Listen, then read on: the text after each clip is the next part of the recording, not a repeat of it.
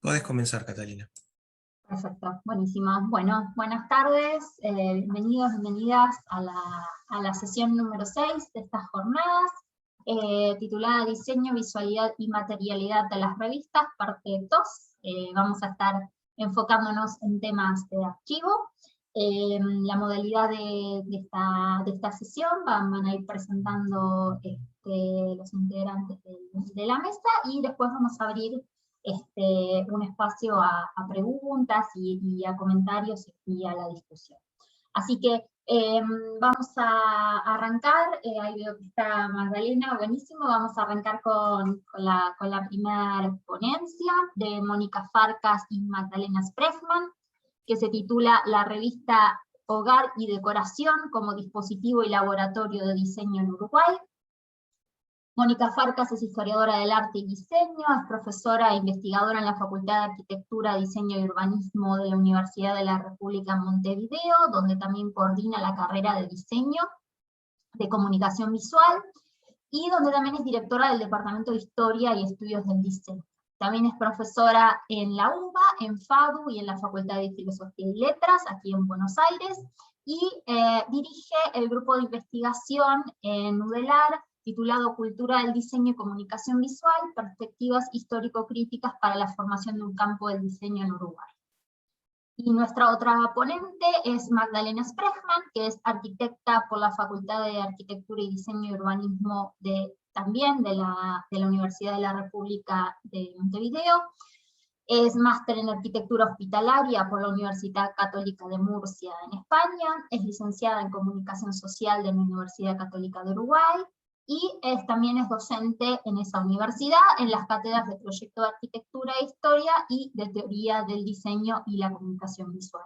Así que bueno, les cedo la palabra.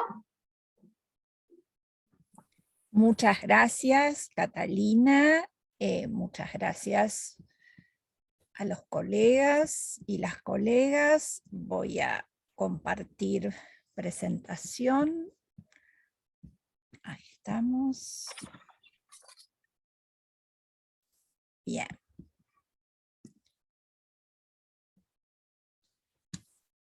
Bien. La revista Hogar y Decoración fue editada, publicada y financiada por la Mueblería Caviglia entre 1938 y 1953. Esta empresa uruguaya, fundada en 1873 por inmigrantes italianos, se propuso transformar las fronteras de la movilidad social y ofrecer mobiliario a diversos precios y en distintos estilos. Dado que es estudiada en el marco de una investigación en la que abordamos la configuración de una cultura del diseño en Uruguay desde una perspectiva histórico-crítica, lo que hemos llamado Proyecto Caviglia da cuenta desde la perspectiva del diseño de un emprendimiento cultural con intenciones explícitas de modelar la subjetividad estética en el sentido que lo ha planteado Juan Hacha. Este trabajo propone desplegar los modos a partir de los cuales se logró integrar una producción estandarizada que se vendía en la mueblería con objetos diseñados para situar a Hogar y Decoración como laboratorio en tanto órgano condensador y articulador de las diversas dimensiones y escalas en las que interactuó con otros agentes en un contexto de densificación del tejido social que articuló la política, la agricultura, la industria, la arquitectura, el arte, la publicidad y el diseño. En el marco arriba mencionado, también proponemos abordar como un artefacto que da cuenta de la institucionalización del diseño en la Universidad Pública Uruguaya a partir del seguimiento de la donación realizada por la familia Caviglia al Centro Documental del Instituto de Historia de la Arquitectura y la transformación de la Facultad de Arquitectura de la Universidad de la República en Facultad de Arquitectura, Diseño y Urbanismo. Impresa en Talleres Gráficos del Sur, fue concebida desde sus orígenes con proyecciones de continuidad. Esto se expresa, entre otros aspectos, en páginas correlativas entre números, secciones y columnistas fijos, así como también avisos fijos, en este caso el de la propia casa de impresión, mostrando distintas calidades de papel. Y en el marco de un proyecto de muy largo alcance, no solamente en términos temporales, sino territoriales. Nos referimos a ella como laboratorio, ya que permite comprender la estrategia empresarial cultural de los Caviglia antes y después del periodo de existencia de la revista. En el área del diseño de comunicación visual, proporciona una gran innovación para la promoción de productos mobiliarios. Asimismo, contribuyó a la preservación documental de la cultura visual y material uruguaya en torno a la arquitectura, el diseño y el arte de la época, siendo actualmente una fuente para el estudio de dichas temáticas. Hogar y Decoración dio voz a arquitectos y artistas uruguayos al publicar sus escritos e incorporarlos al equipo editorial. El joven arquitecto Walter Pintos Rizo, como director artístico, el pintor Vicente Martín, secretario general, el escultor José Luis Zorrilla de San Martín y los arquitectos Carlos Urraco y Guillermo Jones Odriozola como asiduos colaboradores. Difundió sus obras, trayectorias y pensamientos con un aporte innegable. Títulos como El arte de la vida diaria, La fotografía en el adorno de la casa o Un apartamento moderno decorado con muebles rústicos expresan cómo la pintura, la fotografía y la arquitectura podrían ser excelentes vehículos de promoción de sus productos, enumerando la idea de un laboratorio de diseño integrado. Hogar y Decoración, dirigida y administrada por Buenaventura Tito Caviglia Respeto, llegó a tener tiradas de 6.000 ejemplares y se distribuyó en Uruguay, Argentina, Colombia y Estados Unidos, datos que manifiestan la envergadura de este proyecto editorial. Durante 15 años, Caviglia llevó a cabo una publicación sistemática de la revista Hogar y Decoración con 33 números publicados entre 1938 y 1953. La publicación mantuvo una estructura general con publicidad agrupada al principio y al final, incluyendo también los retiros de tapa y de la contratapa, un sumario de notas con secciones de decoración, mobiliario, arquitectura y arte. Igualmente, las distintas disciplinas dialogan entre sí, evidenciando un contexto con fronteras lábiles entre arquitectura y diseño, aunque no se usara en este término. Tanto en las publicidades como en las notas, hay un diálogo permanente a partir de diversos modos de referenciación. Con las instalaciones de gran escala, con la mueblería Caviglia, incorporó para la venta, exposición, depósito y fabricación de sus productos. Las publicidades de Caviglia están categorizadas en relación al departamento de muebles: finos, económicos, de estilo, rústico, metálicos, oficina y de niños, y tenían como objetivo explicar a los lectores esa categoría y qué estilo de muebles las integraba. Abarcaban un amplio espectro de gustos y dirigían el consumo hacia esa enorme oferta disponible en la tienda y encontraban atributos para productos con características que a priori podrían considerarse contrapuestas. Promovían el mueble metálico, argumentando que la idea animadora de esa clase de muebles, muy en consonancia con la aspiración de síntesis contemporánea, debería seguir seduciéndonos. El mueble de caña era el aliado para el jardín y la playa, porque permite confeccionar muebles manuabilísimos, resistentes y a la par que da calidad. El arte tuvo siempre un espacio destacado, y materialmente se expresa en el hecho de que es la única sección en color, fuera de los avisos publicitarios. Generalmente eran notas sobre músicos y pintores uruguayos, excepcionalmente escultores como Edmundo Prati y Antonio Pena, coincidentes con quienes realizaban muestras en el salón. Se articulaba así lo que se exponía, lo que se publicaba y lo que se vendía. La fotografía fue otro tema recurrente a cargo del Fotoclub Uruguayo. Integraban la visión artística que expresaba Augusto Tourné con la fotografía como mediadora en la percepción de la arquitectura y el equipamiento, con la intención de modelar la subjetividad estética, sin olvidar su función como un elemento de decoración moderna. Se ofrecía el laboratorio de hogar y decoración a los profesionales. Solicitando los servicios de nuestros fotógrafos, cooperará al progreso de esta sección, cosa que redundará en su propio beneficio. Tourné era un médico polifacético que integró el grupo que en 1905 funda el Círculo de Fomento de las Bellas Artes, cofunda en 1901 el Fotoclub de Montevideo y en 1939 el Fotoclub Uruguayo. Respecto a la arquitectura, priorizaban los artículos de obras nacionales, de reciente construcción sobre los extranjeros. Aportaban una cultura arquitectónica uruguaya en formación y era una táctica que buscaba validar los productos que vendían en la mueblería a través de su selección por destacados profesionales uruguayos. En esta estrategia aparecen obras de arquitectos como Escaso, Pintos Risso, Vilamajó, de los Campos Puentes Tournier, Arbelechi Canale, entre otros. En cuanto a las características gráficas, se mantendrá durante toda la publicación tanto el formato como el diseño de la portada, lo que genera una identidad visual durante los 15 años que estuvo en el mercado. La portada se estructuraba a partir de tres sectores. El bloque vertical derecho se colocaba una ilustración.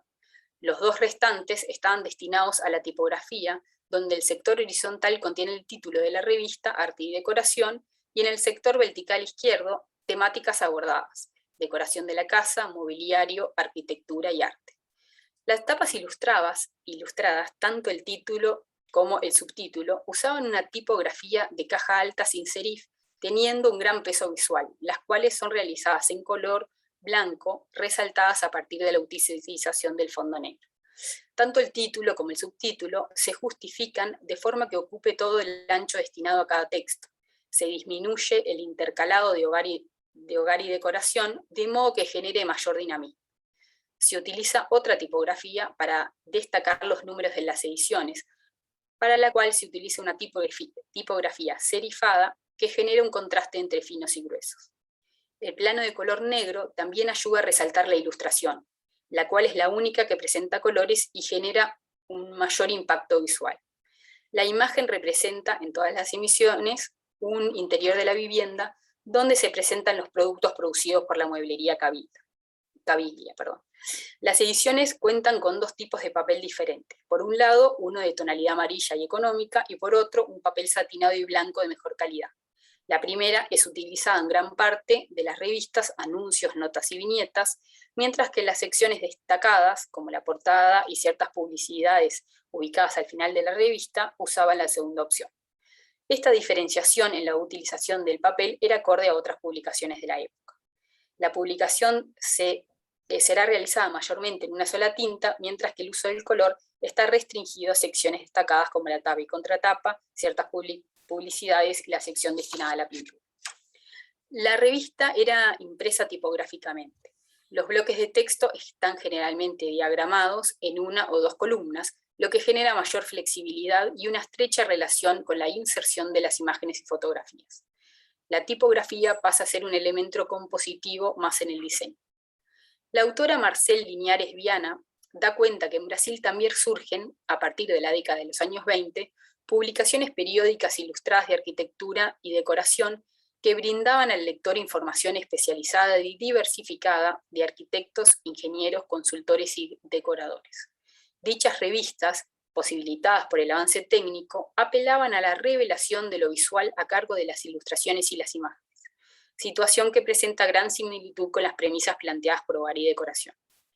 A partir del estudio de la autora, identifica dos segmentos distintos dentro de las publicaciones cariocas. Por un lado, revistas que presentaron un discurso más vinculado a las profesionales del área, como en el caso de Arquitectura no Brasil, mobiliario y decoración, arte y decoración y arte y comercio. Y por otro lado, el caso de Acasa, que adoptó un programa más amplio y diversificado, incluyendo las amas de casa interesadas en el arte y la decoración como posibles lectoras.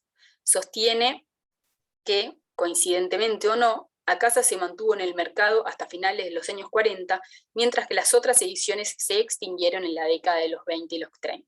Hogar y decoración podría asociarte a este último caso. Para finalizar, queremos poner en escena el vínculo entre la donación del archivo al Centro Documental y la institucionalización del diseño en la Universidad Pública Uruguaya. En el año 2015, Cristina Patrone donó al Instituto de Historia de la Arquitectura, por intermedio de los profesores Falkenstein y Parodi, los archivos en su poder provenientes en su mayoría de la mueblería Caviglia. Más de 6.500 planos y dibujos de proyectos y muebles diseñados y producidos por la mueblería, documentos manuscritos como cuadernos de trabajo, apuntes de cursos tomados por el personal de la empresa, apuntes de formación del personal, cartas comerciales, planillas de personal, inventarios, listas de clientes, catálogos de muebles extranjeros, diplomas de premios obtenidos en ferias internacionales y un álbum de menciones y avisos de Caviglia en publicaciones nacionales e internacionales, entre ellas en Saber Vivir, que alguna de las presentes la ha trabajado. Ese mismo año, año de la donación, la Facultad de Arquitectura cumplió 100 años y pasó a llamarse Facultad de Arquitectura, Diseño y Urbanismo. Los archivos privados constituyen un valioso aporte para la investigación. En 2019, en esa cronología muy amplia que estamos haciendo, por primera vez la revista del Instituto de Historia de la Arquitectura, actualmente Instituto de Historia, publicó un dossier con el trabajo que realizamos desde nuestro equipo de investigación junto a Magdalena, Laura Cesio, Mauricio Esterla y yo.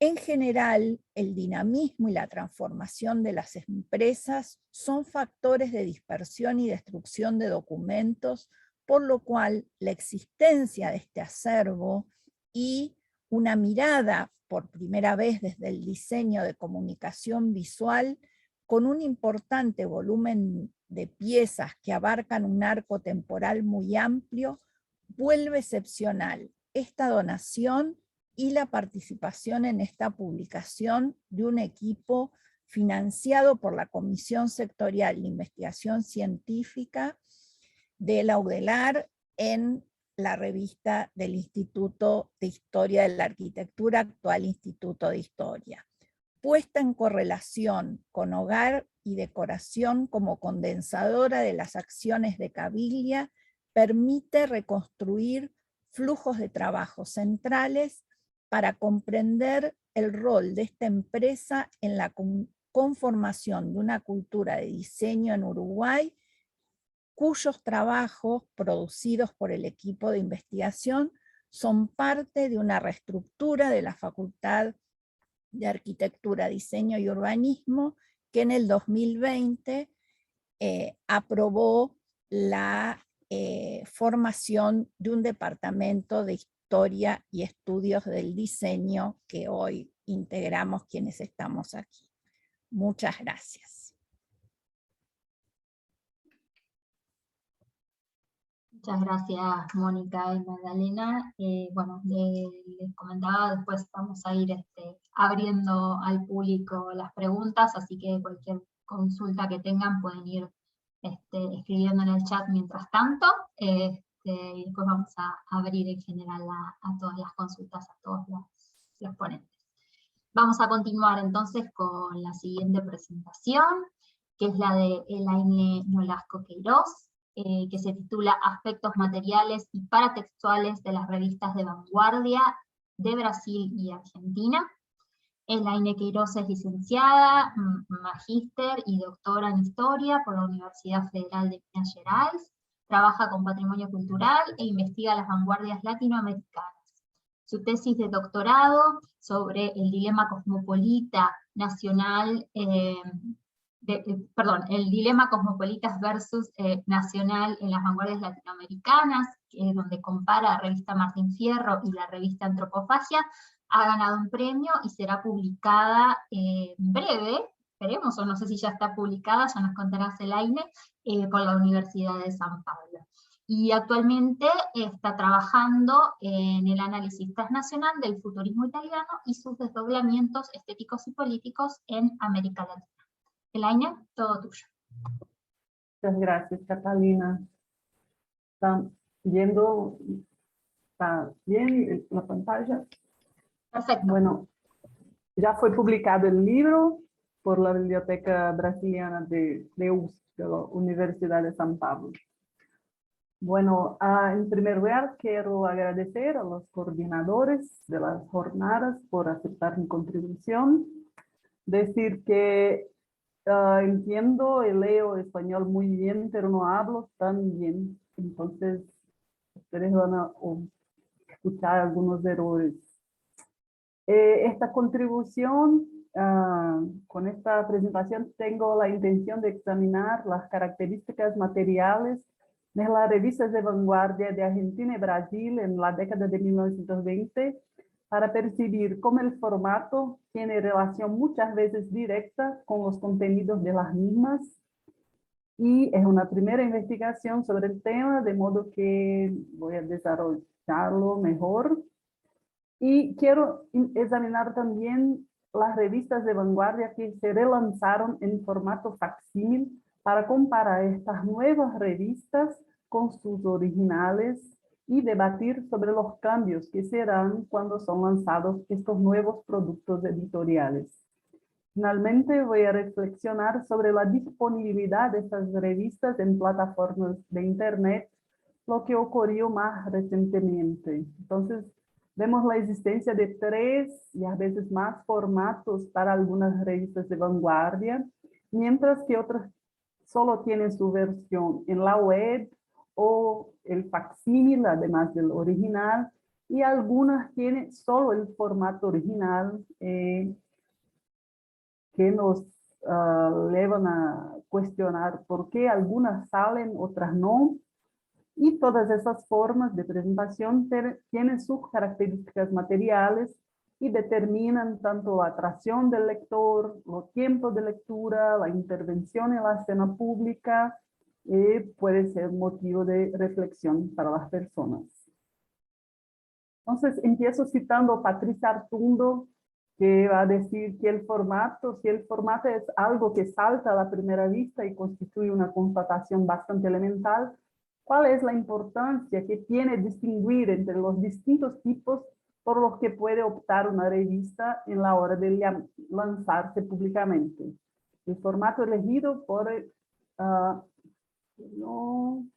informar no solo sobre el lector, por supuesto, sino también sobre los distintos tiempos de lectura previstos. Bueno, Brasil y Argentina tienen muchas revistas de vanguardia.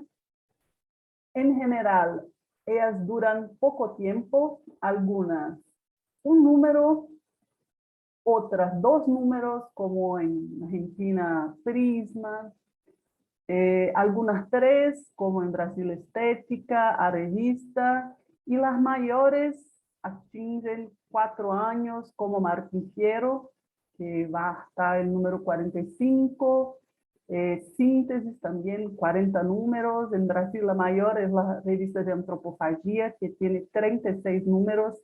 Entonces son duraciones muy pequeñas en general, que tienen que ver muchas veces con una falta de personas para leer, un círculo intelectual que tiene interés en las vanguardias pequeño en países aún provincianos, si podemos decir, en ciudades también provincianas, como por ejemplo Belo Horizonte, que es la mi ciudad, que hace 100 años era muy pequeña. Entonces, empezamos a ver las dificultades de los intelectuales para mantener las revistas en circulación. En general, la mayoría no tiene una institución para ayudar con dinero, con capital. Entonces, los propios intelectuales en general publican, colocan su propio dinero para mantener estas revistas.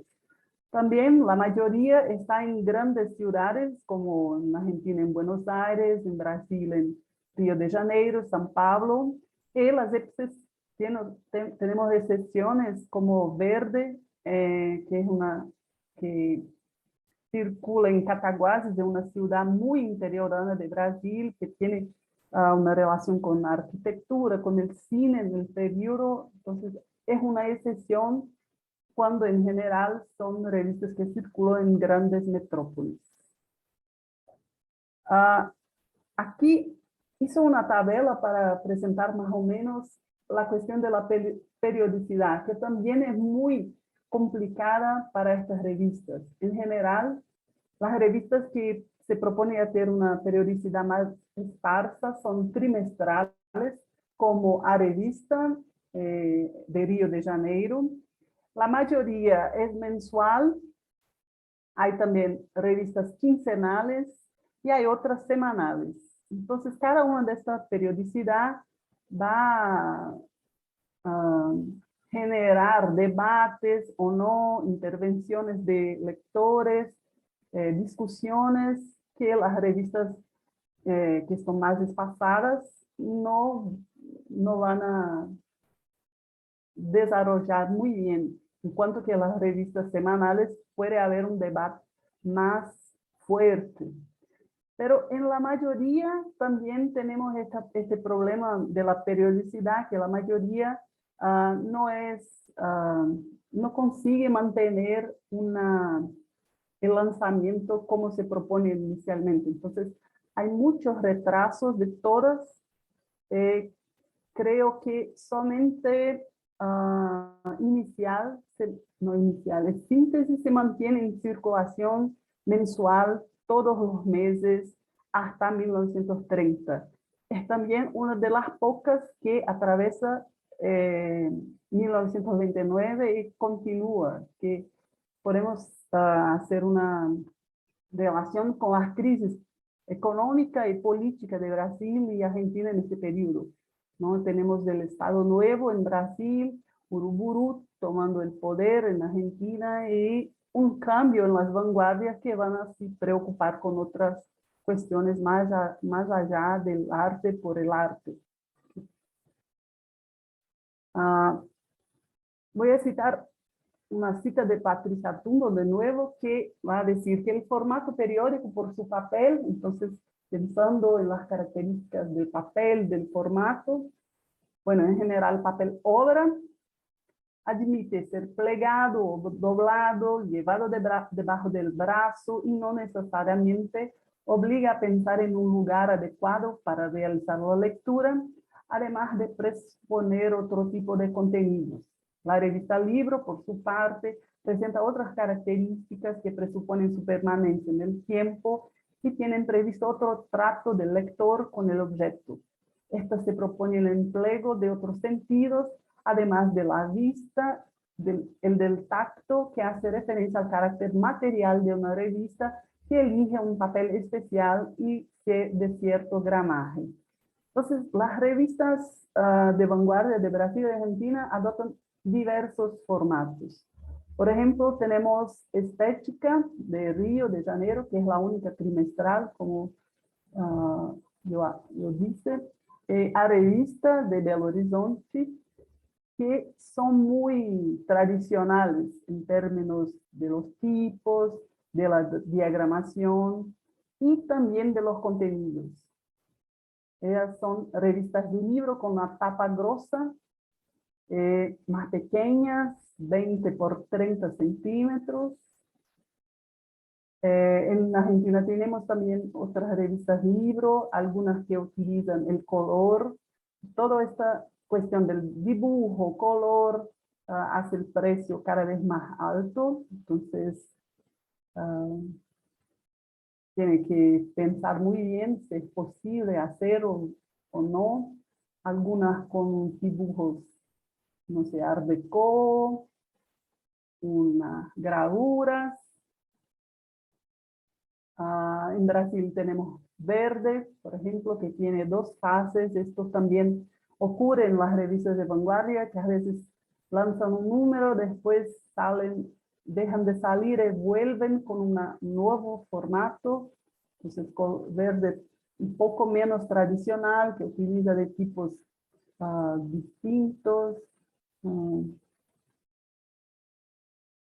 En Brasil, Festa tiene esta tapa con un tipo muy espacial, muy grande en la tapa. Ya Valoraciones de La Plata es más tradicional, pero también utiliza los colores. En general, la tapa de las revistas libro tiene el título, la ciudad, el número. Algunas tienen un sumario, como les mostré. Proa es una de las libros que yo conozco, es la única que tiene dibujos en la primera página.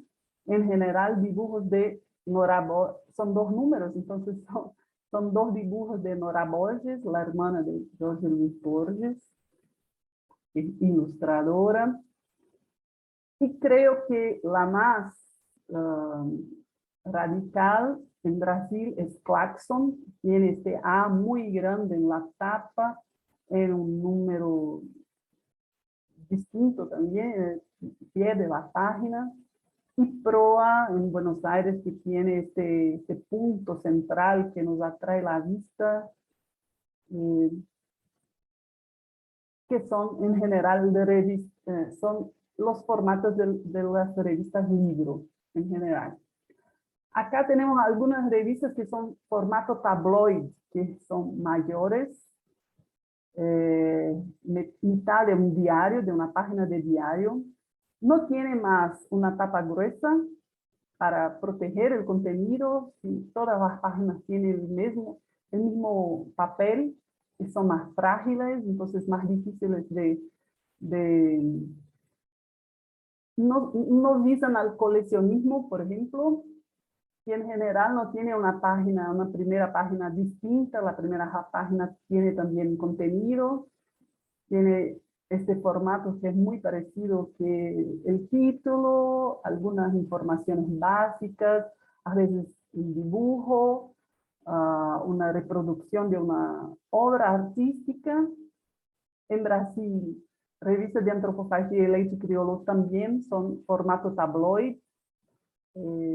También tienen algunas imágenes. Y Terra Roxa también es una revista tabloide. Entonces, ya vemos las diferencias con el contenido, como son divididas columnas, que tiene en general menos páginas, entonces en general 8 páginas, a veces 4, entonces hay poco espacio para mucho contenido a veces. Y algunas revistas se lanzaron también en diarios. Entonces la segunda fase de la revista de antropofagia es lanzada en un diario de San Pablo, llamado Diario de San Pablo, y Leite Criollo también es lanzada en una página de un diario. Entonces asumen también características completamente distintas de las demás, y son las revistas semanales. Son revistas de antropofagia y Leite Criollo. O sea, van a adoptar también la periodicidad de los grandes diarios. Muy recientemente fue descubierta una tercera fase de la revista de antropofagia que salió en una otra revista de Río de Janeiro llamada OQA. Es una revista de Niterói, y la revista de antropofagia utilizó 1 o 2 páginas de esta revista de Niterói para lanzar sus números, entonces es una revista dentro de una revista. Si teníamos una revista dentro de un diario, ahora tenemos una revista dentro de una otra revista. Es muy distinto. Y para también terminar la cuestión del formato, tenemos Prisma, que es la primera revista de vanguardia de Argentina, que es una revista cartel publicada, plegada en los muros de la ciudad. Entonces tenemos una otra postura del lector también para leer Prisma, un formato completamente distinto, tiene que ser letras mayores para llamar la atención, paras en la calle para leer si te interesa. Bueno, muchas de estas revistas fueron relanzadas en formato facsimilar, tanto en Argentina como en Brasil. La primera en Brasil fue Claxon, que se relanzó en 1972, cuando Claxon tenía 50 años de su lanzamiento. Entonces es un número que celebra los 50 años de Claxon. Y vemos que es un otro producto editorial. Ahora tenemos una tapa dura, todos los números muy ciertos, en general un prefacio con una organización de los contenidos. Entonces son otros productos. La revista de antropofagia es muy interesante porque esta imagen no está en la revista original. Es una imagen de un libro de Hans Staden que fue lanzado en el siglo XVII sobre el periodo que Hans Staden fue capturado por una tribu de indios de Brasil. Entonces es una imagen del libro que se pone en la tapa de la edición facsimilar, haciendo esta relación entre dos cosas que tienen relación, porque los intelectuales se miraron en Hans Staden para escribir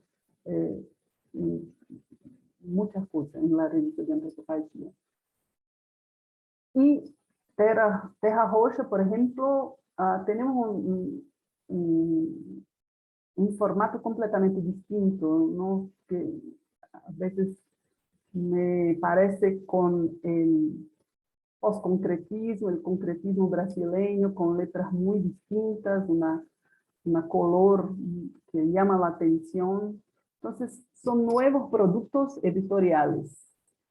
En Argentina ocurre algo distinto, porque las primeras... hay compilaciones de textos de la revista Martín Fierro que no se preocupan con el formato inicialmente. Solo después van a lanzar 2 ediciones facsimilares, pero no están completas por el Centro Editor de América Latina. Y solo después son publicadas las ediciones facsimilares completas. Esta es la que utilicé para hacer mi doctorado. Compré en Buenos Aires en una librería de Corrientes. Estaba en vacaciones y cargué esta revista por toda Argentina en la época. Es muy grande, muy grosa, pesada. Bueno, entonces Eduardo Lanuza, cuando habla de la revista de Martín Fierro, podemos pensar su cita para otras revistas también, para otras ediciones facsimilares. Eduardo Lanuza va a decir, aquellos ejemplares montaraces, doblados, desperdigados, cada uno de los cuales era el resultado de la superación de increíbles dificultades bien conocidas, de incertísima prolongación en imprevisibles números posteriores, tienen muy poco en común con estos ordenados y bien planchados números, ya sin problematicidad alguna en cuanto a un futuro resuelto de una vez por todas. La vivacidad del movimiento se ha cuajado en duro ademán del mármol y lo que es más grave, la supuesta inmortalidad que este acuerda es a expensas de la auténtica vitalidad que destruye. Entonces, ahora no tenemos toda la cuestión que los intelectuales pedían, somos investigadores de revistas es completamente diferente. Somos lectores distintos de los originales, ¿no? Y las ediciones facsimilares que pienso que más se preocuparon con el formato original son en Brasil esta edición de Claxon de 2013, que tiene los números separados, pero viene una caja para proteger. Y en Buenos Aires la edición de Proa, la edición facsimilar de Proa de 2011, que hace lo mismo, separa los números y tiene un número con el estudio preliminar, el sumario, pero procura cada vez más pensar en el formato original. Muy recientemente lanzaron en Brasil esta caja con varias revistas de vanguardia. Por fin, estas revistas están, muchas de ellas, disponibles en la web, como en el archivo histórico de revistas argentinas, donde hay muchas. Y en Brasil, la Biblioteca Brasiliana Gita y José Mindlin también tiene muchas. Pero ahora tengo mucho más preguntas que respuestas, ¿no? ¿Por qué algunas están disponibles? Primero, ¿por qué algunas fueron republicadas y otras no? O sea, hay una selección en primer lugar. ¿Por qué algunas están disponibles en la web? Claro que la disponibilización en la internet es mucho más democrática, pero perdemos el formato de cualquier formato. Ahora tenemos una tela, no podemos ver las revistas y entonces tenemos un otro producto también, una otra revista. Perdón, Elaine, que te interrumpa, pero se nos acaba el tiempo, si puedes ir cerrando, disculpa que te interrumpa. Ok, so voy a hacer una última cita de Beatriz Sarlo, que va a decir que las revistas son una práctica de intelectuales, bancos de prueba, va a decir, de producción y circulación con su impulso hacia la esfera pública en su propio presente, es decir, como respuesta a una determinada coyuntura. Entonces, incorporan para analizar esa necesidad de intervención pública la noción de aura de una revista que se encuentra en su propio presente y que pierde cuando su presente se convierte en pasado, pero que sin embargo conservan las pruebas de cómo se pensaba el futuro desde este presente. Esto es, muchas gracias. Gracias, Elaine, perdón que te tuve que interrumpir, No. pero así podemos tener este tiempo para todas las presentaciones y sobre todo para la discusión. Así que vamos a continuar con nuestra próxima presentación, que es la de Rodrigo Torres Ramos, que se titula Diálogos de Modernidad, presencia de las artes plásticas en la revista Arquitectura de México. Rodrigo Torres es egresado de la Facultad de Arquitectura de la UNAM y actualmente cursa la especialización en gestión de proyectos museales en esa institución. Trabajó en proyectos de museografía y producción artística en el Centro Cultural Universitario de Tlatelolco, es asistente curatorial y de producción artística en el Museo Tamayo, y jefe del Departamento de Educación de la Sala de Arte Público Siqueiros. También se desempeña como asistente de investigación y profesor adjunto en la Facultad de Arquitectura de la UNAM. Adelante, Rodrigo. Muchas gracias, Catalina. Bueno, primero agradecer obviamente al Centro de Investigación en Arquitectura y Patrimonio y también a la Facultad de Arquitectura de la UNAM, digamos, por recibir la ponencia y por facilitarme la gran mayoría de los materiales que voy a compartir con ustedes ahora. Y bueno, mi ponencia tiene como título Diálogos de Modernidad, presencia de las artes plásticas en la revista Arquitectura México, y precisamente se desprende, digamos, de una investigación más amplia que fue mi tesis de licenciatura, en la que revisé los proyectos elaborados de manera conjunta por el arquitecto mexicano Mario Pani y el pintor guatemalteco Carlos Mérida. Entonces, bueno, voy a leer el texto, digamos, para poder como acotar bien tiempos y me detendré en algunas imágenes que considero que vale la pena comentar. Y bueno, es todo. Muchas gracias. Sí se ve bien mi pantalla, ¿cierto? Perfecto. La importancia de los medios impresos para la formación de los arquitectos mexicanos del siglo XX es irrefutable. Sin ellos, no es posible comprender la relativa velocidad con la que se asimilaron y pusieron en práctica los principios de la arquitectura del movimiento moderno.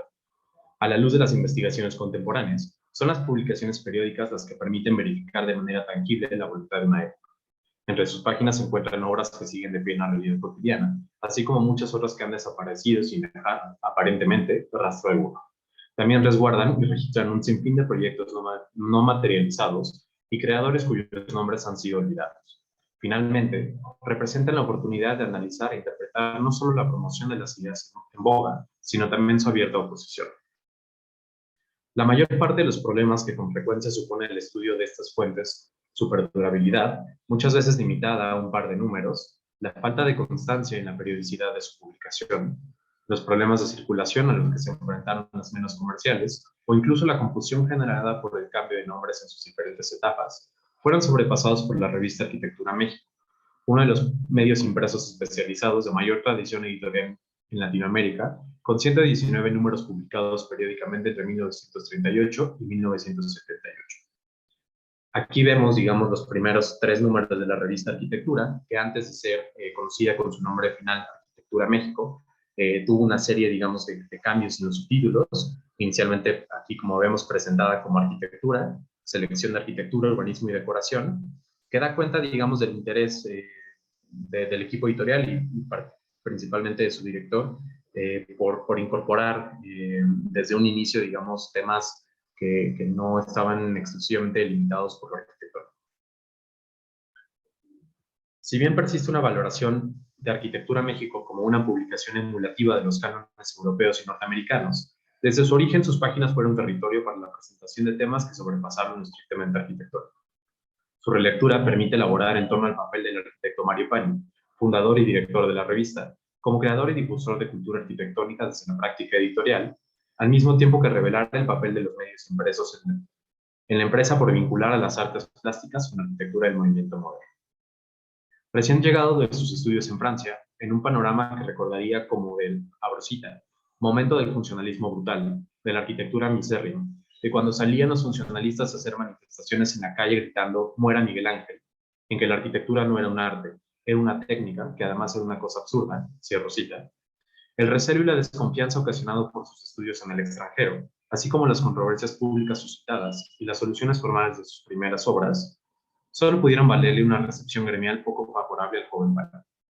Como respuesta a tales dificultades, así como un intenso deseo de promover la producción arquitectónica de los países centrales, Pani fundaría en 1938 la revista Arquitectura, Selección de Arquitectura, Urbanismo y Decoración, mejor conocida por su nombre final Arquitectura México. Esta publicación consolidaría su figura pública, tanto en el interior como en el extranjero, al mismo tiempo que mejoró su recepción en un sector fundamental del gremio arquitectónico. Aun cuando su revista fue la más eficiente en representar la variedad de aproximaciones al lenguaje del movimiento moderno, sería ingenuo asumir que no existieron fines proselitistas en su compromiso como impulsor de ideas. No hace falta más que revisar el número de ediciones en las que publicó su propia obra, con extensiones mucho mayores a las de sus colegas, la cantidad de proyectos de su autoría que fueron utilizados como imágenes publicitarias, o la decidida omisión de las obras de sus enemigos declarados para corroborar. A decir de George Liebenberg, abro cita, en todo caso, la publicación de Pani derivó en parte de su autoridad y fama de su aparente independencia institucional. Es decir, como no estaba financiada por el gremio de arquitectos, a la revista le era más fácil trascender ciertas luchas sectarias, y como no estaba asociada a una industria en particular, parecía más desinteresada que una revista como Cemento. Sin embargo, Arquitectura México no carecía de intereses institucionales, solo que en este caso se trataba de una institución por establecerse que se llamaba Pani. Cierro. Si bien las primeras entregas estuvieron dedicadas casi en su totalidad al quehacer arquitectónico en Europa, el desarrollo de un buen número de obras propició que el equipo editorial fijara su mirada en México, con particular interés en la capital, aunque sin dejar de lado las contribuciones de corresponsales en el extranjero. Aún más temprano sería la aparición de los primeros textos relativos a la producción pictórica en México, con el artículo La pintura de Ángel Zárraga, publicado en enero de 1942, inaugurando así la presencia de las artes plásticas en la revista de Arquitectura México. Aquí vemos precisamente la portada del número 9, y el artículo escrito por José María González de Mendoza, en el que da cuenta, digamos, de una serie de proyectos pues murales o de pintura monumental que haría el pintor Ángel Zárraga, pero no precisamente en México, sino en París sobre todo. En un periodo que podría delimitarse entre 1942 y 1948, aparecieron gradualmente una serie de textos, elaborados mayoritariamente por el escritor español José María González de Mendoza, que si bien no establecieron relaciones directas entre la producción pictórica y la arquitectura moderna, sí se preocuparon por presentar a los lectores semblanzas comprensibles de artistas como José María Velasco o José Clemente Orozco, además de reseñas ocasionales de eventos como el Salón de Pintura de 1945. Igualmente, durante esta primera etapa surgen las primeras colaboraciones directas con artistas, como las de Ángel Zárraga o el Dr. Atl, que si bien interesantes dado que se tratan de figuras fundamentales para la historia del arte moderno mexicano, tampoco elaboraron a propósito de una posible interrelación disciplinar. Este es precisamente el número 14 de la revista Arquitectura México, que recopila toda una serie digamos, dedicado a la arquitectura religiosa, y en el que el mismo pintor Ángel Zárraga elabora en torno, digamos, a los aspectos del problema de la compatibilidad entre el arte moderno y, digamos, como la imaginería religiosa. De este mismo momento, y si bien no dedicados a las artes plásticas por completo, conviene mencionar la publicación de artículos como Concurso para un Monumento al Himno Nacional o Concurso de Anteproyectos, Monumento a las Madres de México. Revisar las propuestas para estos proyectos resulta fundamental, pues en ellas se presentan recursos formales que definirían la producción inicial de artífices, como José Villagrán García, Augusto Pérez Palacios o el propio Mario Paño, aunque sin las constricciones que supone la interacción con un cliente. Además, dado que las obras aluden a temas conmemorativos, se trató de proyectos urbanos de escala monumental y en los que la mano de los artistas elegidos para colaborar sería determinante para la solución del carácter de los objetos arquitectónicos. Las obras realizadas hacia mediados del siglo XX conforman buena parte del imaginario relativo a las posibilidades inventivas de la arquitectura del movimiento moderno. El caso mexicano es uno al que se le ha prestado particular atención no solo en momentos recientes, sino desde su origen creativo. Así, la consideración de un periodo de madurez permite reconocer aspectos originales en una producción que, a partir de diferentes planteamientos, abordó algunas de las deficiencias del llamado estilo internacional. Es de notar el interés de ciertos arquitectos por traer a la luz aspectos relegados en los discursos hegemónicos de la modernidad, particularmente aquellos relativos a la consideración de la historia, la tradición, la cultura, la identidad y el territorio, realizando así una serie de exploraciones que, consciente e inconscientemente, matizaron la sintaxis y ortodoxia funcionales. Para mediados de la década de los años 40, la arquitectura del movimiento moderno había probado su validez como solución a problemáticas relativas a la dotación de infraestructura y equipamiento. Prueba de ello serían programas nacionales de construcción, tales como el de escuelas o el de hospitales, mismos que atendieron de manera directa carencias materiales de los distintos grupos urbanos y rurales para quienes fueron proyectados. Si bien los repertorios formales y espaciales de esta arquitectura comenzaban a diversificarse lo suficiente como para producir obras expresivas y de cierto interés general, sus capacidades discursivas no acusaban el mismo desarrollo.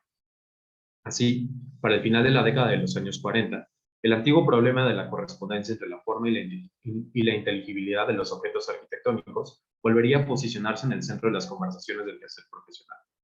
Si los planteamientos más radicales de la década de los años 30 fueron los de producir obras cuyas posibilidades comunicativas estuvieron reducidas a la representación de la eficiencia técnica y programática, la revaloración de las necesidades espirituales, como las llamaría la joven generación de arquitectos en las pláticas de 1933, permitiría explorar otras dimensiones de la condición funcional de la arquitectura del movimiento moderno. Así, la interrelación de la arquitectura con las artes plásticas, el diseño y el urbanismo sería articulada conceptualmente como integración plástica. Aquí habría que hacer un paréntesis, pues el término de integración plástica fue digamos, el más utilizado en México, pero en otros países, como Venezuela y Brasil, el término más bien es síntesis de las artes. Y bueno, también aparecen en algunos otros países denominaciones como plástica integrada, pero digamos que los tres aluden a la misma idea de conjuntar en un proyecto urbano arquitectónico la mayor cantidad de disciplinas posibles, digamos, como para enriquecer la espacialidad y toda una serie de características bueno, formales y espaciales de estos objetos construidos. Posiblemente el hecho más relevante para el desarrollo conceptual de dicha estrategia en el ámbito editorial sería la transformación de la revista escolar San Carlos a Espacios, revista integral de arquitectura y artes plásticas en septiembre de 1948. Dirigida por los arquitectos Guillermo Rosell de la Lama y Lorenzo Carrasco y editada entre 1948 y 1957, la publicación tuvo entre sus objetivos no solo el presentar proyectos y obras construidas, sino promover la interrelación de la arquitectura con las artes plásticas mediante la crítica, el debate y finalmente la producción material. A lo largo de los 40 números de Espacios se encuentra una cantidad importante de artículos sobre arquitectura, acompañados por presentaciones de planes urbanos de diferentes escalas, análisis de trayectorias y obras artísticas, reseñas de conferencias y exposiciones, encuestas y entrevistas, y finalmente disertaciones sobre fotografía, diseño industrial, artesanía, música, literatura, teatro, cine y danza. Si bien el aspecto gráfico de la publicación merece un análisis independiente, es de notar la voluntad del equipo editorial por desarrollar una publicación de forma y contenido original, particularmente en comparación con otras en sintonía con los medios impresos europeos y estadounidenses, que representó por sí misma un ejercicio de integración. Es probable que ante tal panorama, el equipo editorial de la revista Arquitectura México pusiera en marcha una serie de acciones para promover discusiones atractivas para los lectores. No se trató de la simple multiplicación de opiniones relativas al fenómeno de integración plástica, sino de la injerencia de agentes heterogéneos en los debates en torno al desarrollo de la arquitectura del movimiento moderno. En un panorama en el que, abro cita, la mayoría de las valoraciones provinieron de los protagonistas, de los autores de varias obras que se encontraban en proceso de construcción y de otras más que ya habían sido catalogadas como modernas, cierro cita. Le agradó la aparición de la figura del crítico que quiere diversificar y complejizar los juicios e interpretaciones. Así, en un segundo momento que podríamos ubicar entre 1949 y 1958, la publicación inauguró secciones como Diesel para arquitectura, en las que personajes diversos, desde el entonces presidente Miguel Alemán, el arquitecto Carlos Lazo o el crítico Jorge Romero Brest, respondían a una serie de preguntas que por lo general incorporaron su opinión en torno a la interrelación de las artes plásticas con la arquitectura.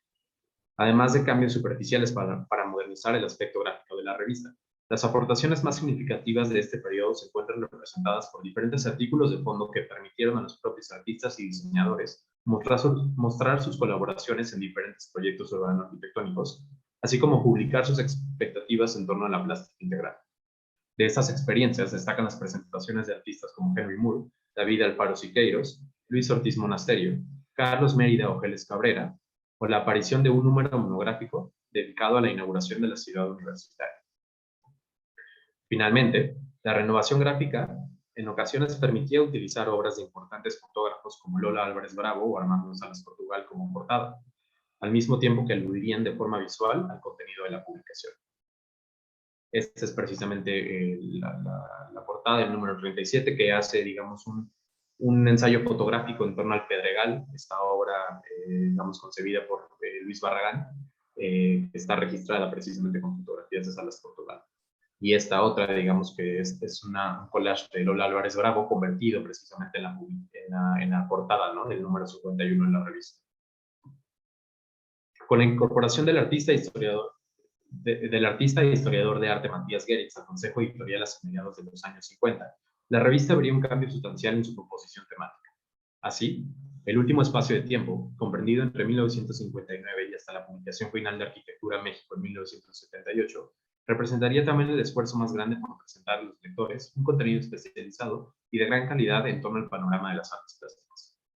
Además de un amplio número de reseñas sobre encuentros y exhibiciones, y la continua presentación de artículos dedicados a diferentes artistas nacionales y extranjeros, destaca la aparición de entregas de artículos seriados como Crítica de Ideas, una sucesión de acaloradas discusiones en torno al panorama del quehacer profesional en México, editadas por el crítico y arquitecto Mauricio Gómez Mayorga, y particularmente la sección de arte, a cargo del propio Matías Geritz. Este espacio editorial, conformado por 47 entregas periódicas, ocupa un lugar fundamental, aunque pendiente de esclarecer, en la historia del arte moderno mexicano, no solo por su tono combativo o sus intenciones vanguardistas, sino por representar uno de los más comprensivos repositorios de las tendencias plásticas en el panorama internacional. Así, siguiendo un formato comprendido por la publicación de una fotografía de Marian Gass a modo de portada, la escritura de un texto a modo de advertencia en el que Geritz vaciaría tanto sus impresiones como sus pensamientos éticos y estéticos, y finalmente la presentación del material temático, usualmente dedicado a un artista por nombre. La sección de arte no solo se presentó como un espacio de consulta para los jóvenes estudiantes mexicanos, sino que también como plataforma para importantes colaboradoras como Ida Rodríguez Pamplini o Luis Noel. Foro de circulación de textos de importantes críticos e historiadores como Dora Ashton, Michael Super, Pierre Restani y Michael Ragón, además de ceder ocasionalmente a los propios artistas mediante reproducciones de artículos publicados en diferentes medios impresos. Bueno, sobra decir que es, digamos, un trabajo pendiente analizar cada uno de estos números editados por Matías Geritz, pero bueno, aquí me interesaba sobre todo traer a la colación que es el cuarto número, que es precisamente el número monográfico, digamos, dedicado a Marianne Gass, su esposa, una fotógrafa alemana con una obra impresionante de gran calidad, y que finalmente estuvo relegada, digamos, por la actividad profesional de Matías Geritz en México. Y bueno, que tras su muerte, digamos que Matías le dedica esta pequeña publicación en la que diserta en torno a la fotografía. Se publican algunas de sus fotografías realizadas en viajes en América Latina y en Europa. Y bueno, finalmente esta es la forma, digamos, que tenía la sección de arte, ¿no? Como veíamos, pues la portada, esta que era la aclaración, digamos, el texto escrito por Matías Geritz, que era aclaración, una disculpa, una advertencia. Digamos que el título variaba según la entrega, según lo que pasaba un poco también por la cabeza de Matías Geritz. Y después, digamos, los artículos temáticos, ¿no? En este caso, un interesante texto de Ida Rodríguez en torno al vitral contemporáneo, que también es como un tema pendiente, digamos, en la historia del arte moderno mexicano. Este es uno de los últimos números de la sección de arte, que precisamente retoma, digamos, la idea ya para ese entonces diluida de la integración plástica, y hace una comparación entre obras más recientes. Aquí vemos en la parte de abajo el mural de hierro de Manuel Pelgueres, instalado en un antiguo cine en la Ciudad de México, y obras realizadas hacia principios de los años 50, como el Multifamiliar Juárez, precisamente obra de Mario Pani y Carlos Mena. Finalmente, existía también una correspondencia entre la sección de arte y, digamos, la portada de la revista como tal. Aquí, digamos, una fotografía de la maqueta de un proyecto de André Bloch. Esta es una fotografía del aspecto final, digamos, del monumento, o bueno, de la escultura monumental. Y bueno, claramente en este número, digamos que la sección de arte estaba dedicada precisamente a la obra de André Bloch. Aquí, otras dos portadas ya hacia el final de los años de Arquitectura México, con una portada diseñada por Herbert Bayer y otra de una fotografía de una maqueta del escultor Sebastián, que precisamente anticipan, digamos, lo que en México se llamaría como el geometrismo, ¿no? Una tendencia, digamos, sobre todo de escultura abstracta, de escalas de pronto inverosímiles, que se sitúa hacia finales de los años 70. Y bueno, finalmente, ya digamos cerca del último número, esta reproducción de un vitral de Víctor Vasarely, que está precisamente, es este fragmento que se ve en la parte de acá, ¿no? Que está, digamos, realizado en una iglesia de la Ciudad de México. Entonces, bueno, voy a dejar de compartir pantalla. Esta presentación no pretendía ser como precisamente exhaustiva, ¿no? Sino, digamos, lanzar una serie digamos, de apuntes para desarrollar una serie de investigaciones de las que la revista Arquitectura México todavía podría estar sujeta, ¿no? Ha sido revisada, digamos, como un material, digamos, documental que resguarda una serie de proyectos como la Ciudad Universitaria, los multifamiliares, los hospitales más importantes, digamos, realizados hacia mediados de los años 50 en la Ciudad de México, pero queda pendiente, digamos, hacer esta interpretación, ¿no? Digamos, de la importancia que tuvieron estos materiales en tanto circulación mediática, digamos, de materiales que quizá no hubieran estado disponibles para el público ni para los lectores de otra manera. Muchas gracias. Muchas gracias, Rodrigo. Bueno, les recuerdo que pueden ir dejando sus preguntas, sus comentarios a los ponentes en el chat.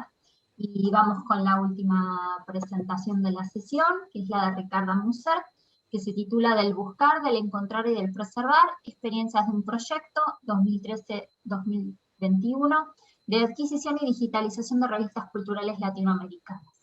Ricarda Musser es doctora en Culturas Románicas de la Universidad de Humboldt en Berlín y máster en Ciencias de la Información de la misma universidad. Trabajó en proyectos de investigación sobre digitalización como modo de movilización de objetos, es curadora de las colecciones latinoamericanas del Departamento de Adquisición y Catalogación de la Biblioteca del Instituto Iberoamericano de Berlín, coordina diversos proyectos de digitalización en ese instituto, y actualmente prepara la edición del libro Cosmopolitismos de los Márgenes, revistas femeninas y páginas para mujeres en revistas culturales latinoamericanas, que saldrá por la editorial de la Universidad de La Plata en 2021. Toda tuya la palabra, Ricarda. Muchas gracias. Agradezco mucho a los organizadores del evento la posibilidad de hablar sobre nuestro proyecto aquí en este salón virtual. Y bueno, empiezo un poco con nuestro instituto. El Instituto Iberoamericano, o como decimos el IAI o el Ibero, en Berlín es una institución de orientación interdisciplinaria que se ocupa del intercambio científico y cultural con América Latina, el Caribe, España y Portugal, y alberga la biblioteca más grande especializada en el ámbito cultural iberoamericano de Europa. Es además un lugar de producción científica, transmisión de conocimiento y desarrollo cultural. La especial combinación de centro de información, centro de investigación y centro cultural hacen del instituto una plataforma para la cooperación y un catalizador para el diálogo tanto intercultural como transcultural. El Ibero fue fundado en 1930 y actualmente se encuentra en el centro de Berlín. Desde 1962 es una institución de la Fundación Patrimonio Cultural Prusiano. La biblioteca del instituto cuenta con más de 1 millón de libros, más de 50.000 títulos de revistas diferentes y numerosas colecciones especiales, por ejemplo, de mapas, películas, grabaciones sonoras, gráficos, carteles, fotografías, legados y otros. En los últimos 15 años, el interés de la investigación en las revistas culturales ha aumentado considerablemente.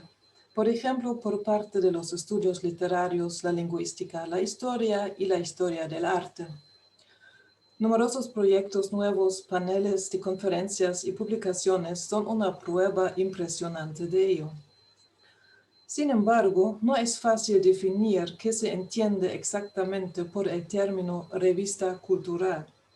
En la bibliografía secundaria, estas publicaciones no se distinguen del todo de otras publicaciones periódicas. En cuanto al contenido, las revistas culturales abarcan una gran variedad de temas. Esta diversidad apunta a un concepto muy amplio de cultura que incluye explícitamente las ciencias naturales y la tecnología, además de las humanidades y las ciencias sociales.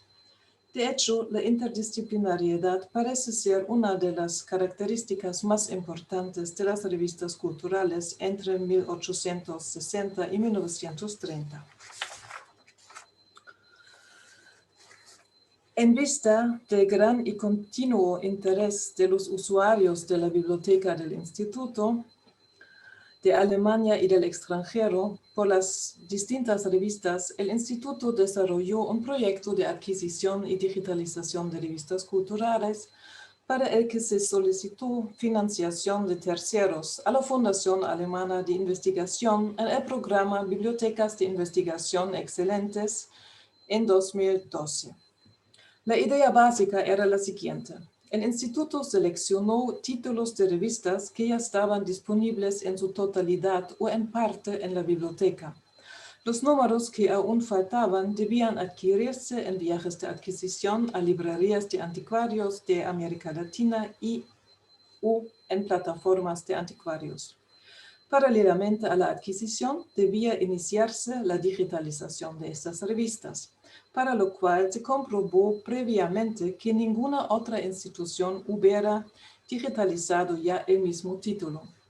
Las revistas digitalizadas se presentarán en la página web de las colecciones digitales del instituto. Como ya llevaba algún tiempo trabajando con revistas, tuve y tengo el placer y el privilegio de coordinar ese proyecto.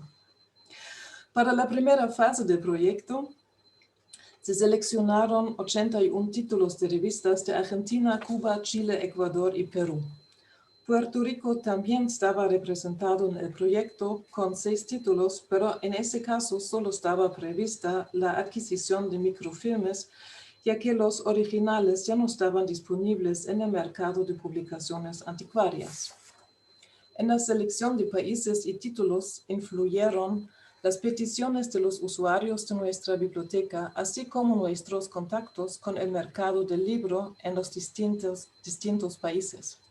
Otro criterio importante era que los títulos fueran ya de dominio público y por tanto pudieran digitalizarse sin problemas legales. En un principio, la plataforma de las colecciones digitales del instituto ofreció una interfaz en alemán, inglés y español. Mientras tanto, también está disponible la versión en portugués.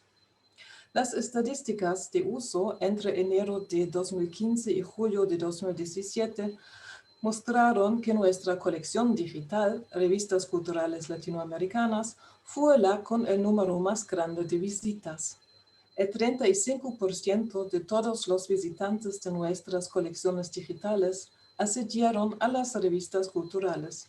La revista peruana Amauta fue la más consultada, seguida de Plus Ultra de Argentina, Mundial y Ilustración Peruana, ambas de Perú, y Unión Literaria de Ecuador.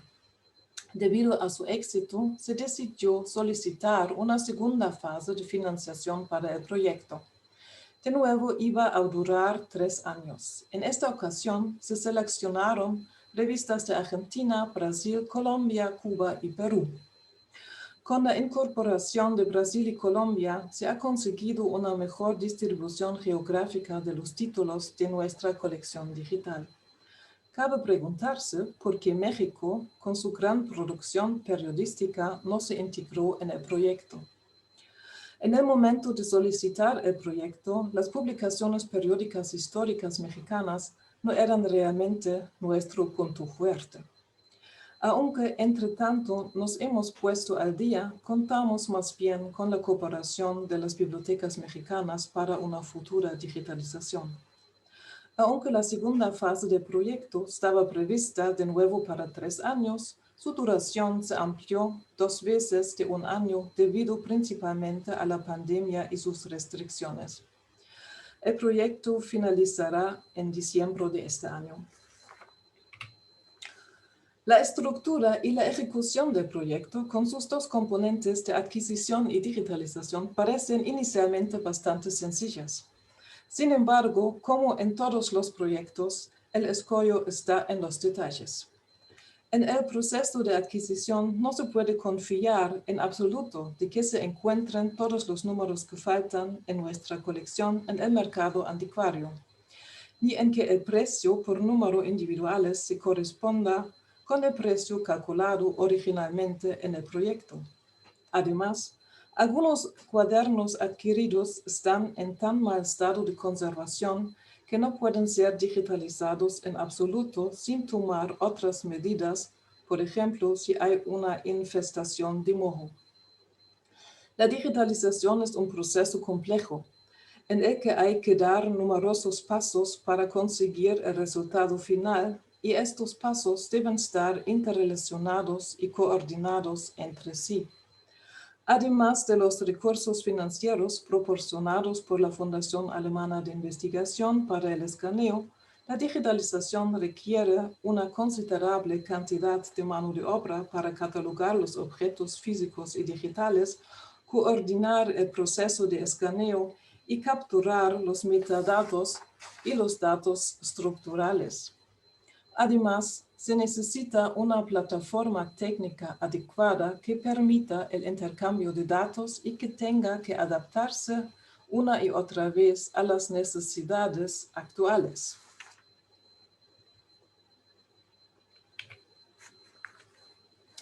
Dado que las revistas culturales digitalizadas han despertado claramente el interés de los investigadores. En el Instituto Iberoamericano han tomado medidas adicionales para ampliar la colección y darla a conocer aún más.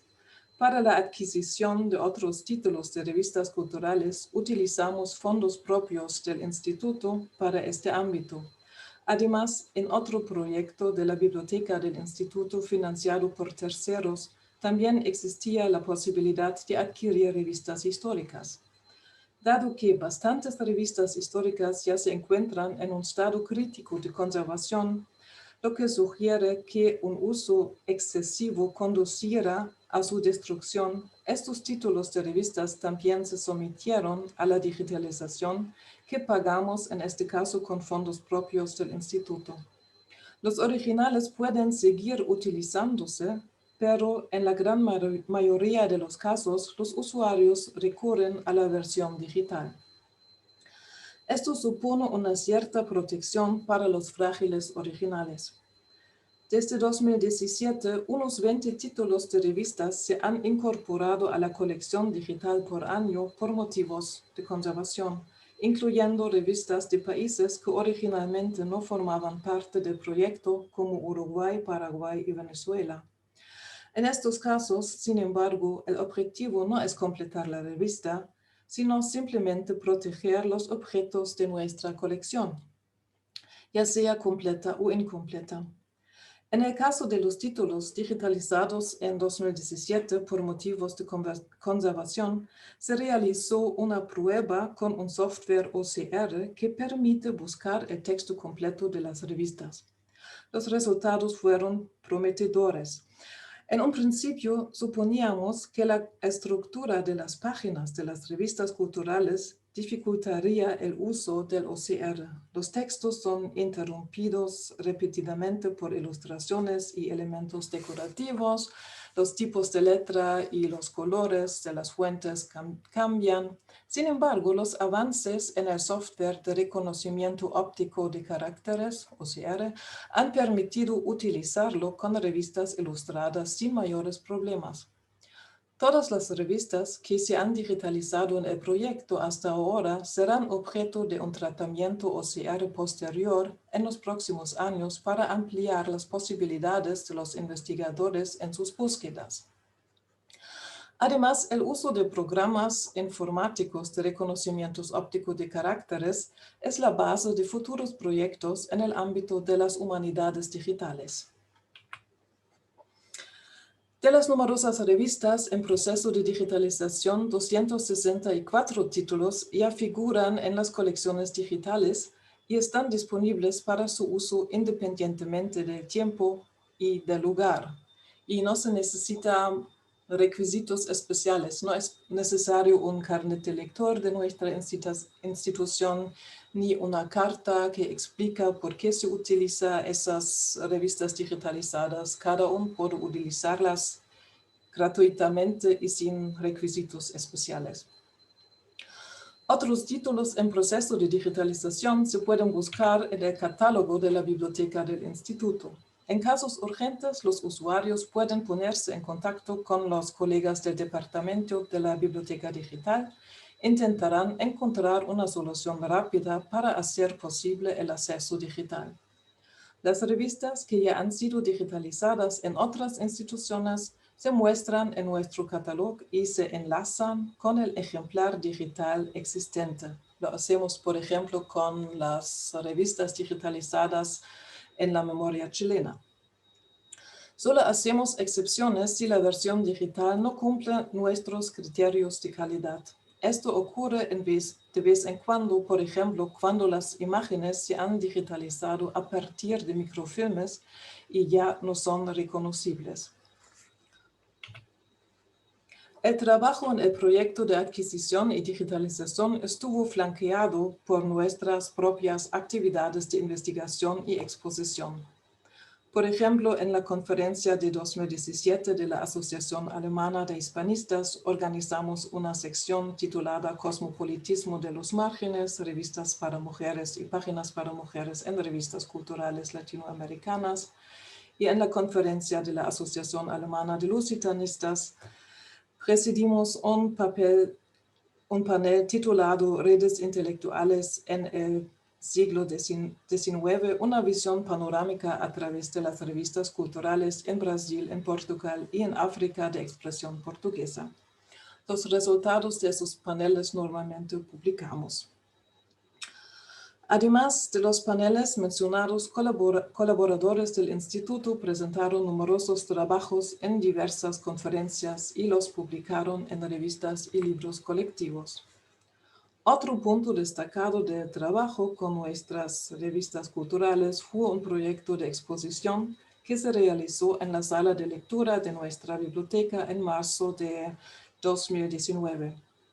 Los locales de nuestro instituto se utilizaron para el acto de apertura de la conferencia de la Asociación Alemana de Hispanistas, organizada ese año por la Universidad Libre de Berlín, y aprovechamos la presencia de tantos investigadores para preparar una exposición que presentara los aspectos que consideramos más importantes de la producción, distribución y recepción de las revistas culturales y revistas ilustradas. ¿Qué ocurrirá con las revistas culturales una vez finalizado nuestro proyecto? Seguiremos intentando completar los números que faltan en nuestra colección en el mercado de antigüedades. Curiosamente, también siguen llegando a nuestras manos títulos de revistas históricas que desconocíamos y que tampoco figuran en las bibliografías. También continuaremos con la digitalización. Se trata principalmente de la digitalización por razones de conservación. Sin embargo, los originales siempre serán accesibles. En el caso de los títulos que ya han sido escaneados, aún queda mucho trabajo por delante. La asignación de metadatos y datos estructurales para mejorar las posibilidades de investigación es una actividad que no puede realizarse de forma automática y que puede llevar hasta 1 hora o incluso más por número de revista. Por lo tanto, siempre habrá más títulos y ediciones que se publicarán en la colección digital de los próximos años, siempre y cuando se hayan registrado todos los datos. Al mismo tiempo, nos interesan las cooperaciones en las que los fondos de una revista que están distribuidos físicamente entre varias bibliotecas o archivos puedan reunirse virtualmente. Es importante que se utilicen las mismas normas para la digitalización a fin de poder fusionar y intercambiar los datos. En cuanto a las actividades de investigación, nosotros mismos seguiremos activos y estaremos encantados de participar en proyectos en nuestro país y en el extranjero.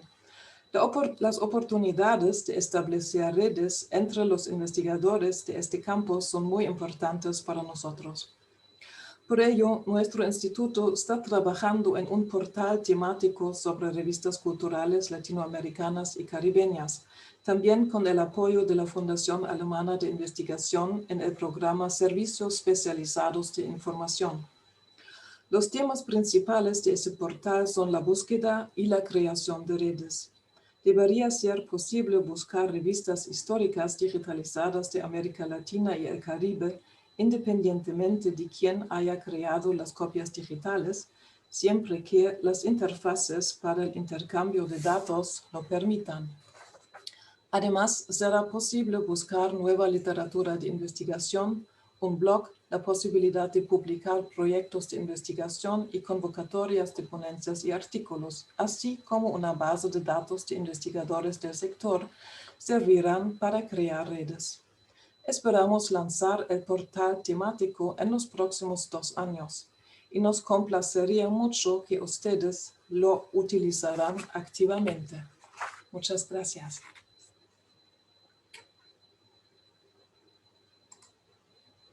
Muchísimas gracias, Ricarda. Bueno, gracias a todos los presentadores. Lamentablemente estamos con el tiempo justísimo, así que tenemos por ahí, bueno, yo iba a hacer algunos comentarios, pero vamos a abrir a 1 o 2 preguntas del público. Aquí piden, Ricarda, si podrás compartir nuevamente la última pantalla donde están los contactos. Muchas gracias. Mientras tanto, si hay alguna pregunta del público, si no, hablo yo. Pueden abrirse el micrófono si quieren o pueden levantar la mano.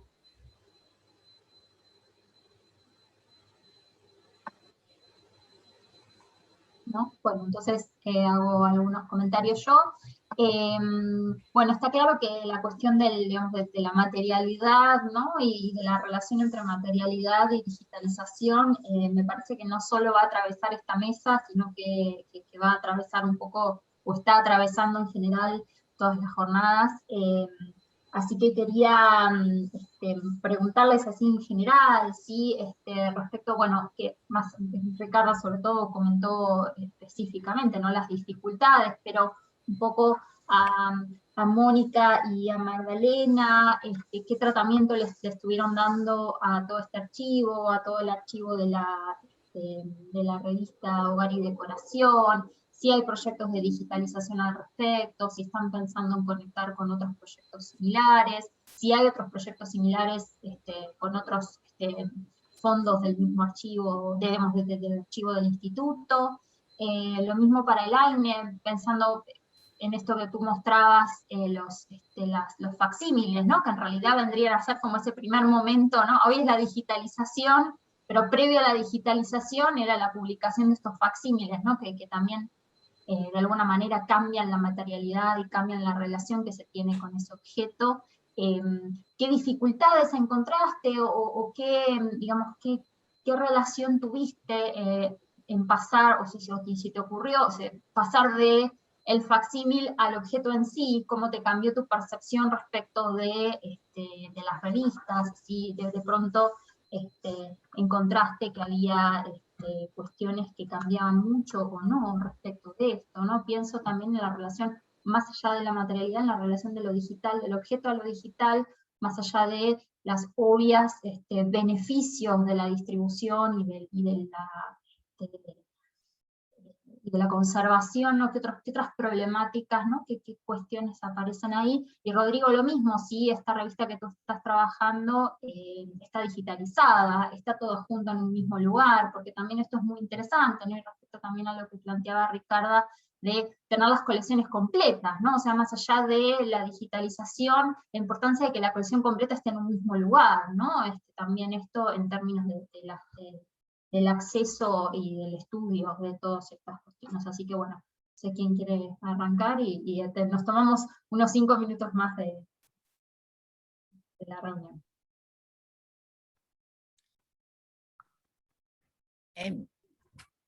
Yo lo que quería comentar, más que nada, es la particularidad de poder trabajar dentro de la FADU en un centro documental, digamos, que justamente a partir de esta transformación de Facultad de Arquitectura a Facultad de Arquitectura, Diseño y Urbanismo, tuvo y está actualmente justamente transformando, digamos, no solo la base de datos, ¿no? En términos de poder incluir, digamos, un tesauro, digamos, que abarque los términos, ¿no? Que atraviesan, digamos, a carreras que tienen mucho en común, pero muchas cosas diferentes, y el mismo centro documental cuenta, digamos, también con un equipo que digitaliza a veces a demanda, ¿no? Y también a partir de proyectos financiados tanto de estudiantes como de investigadores en formación o investigadores formados. Y en ese sentido, la política, digamos, del centro documental ha sido una política muy de puertas abiertas, bueno, ahora interrumpida por la pandemia, donde el principal objetivo es poner a disposición el material, digamos, a partir justamente de trabajarlo desde las distintas disciplinas, digamos, que investigan y producen proyectos de extensión dentro de la facultad. Nosotros justamente con Magdalena, ¿no? Estos días cuando estábamos preparando el trabajo, también pensábamos en todas las situaciones de transferencia que se hacen en el grado y a partir de las cuales los estudiantes, digamos, producen un entrenamiento, digamos, desde el punto de vista del trabajo en un archivo, de la configuración de un campo del diseño en Uruguay, produciendo fichas, ¿sí?, que permiten, digamos, introducir en ese material la perspectiva del diseño de comunicación visual, porque en general todos estos materiales que nosotras mostramos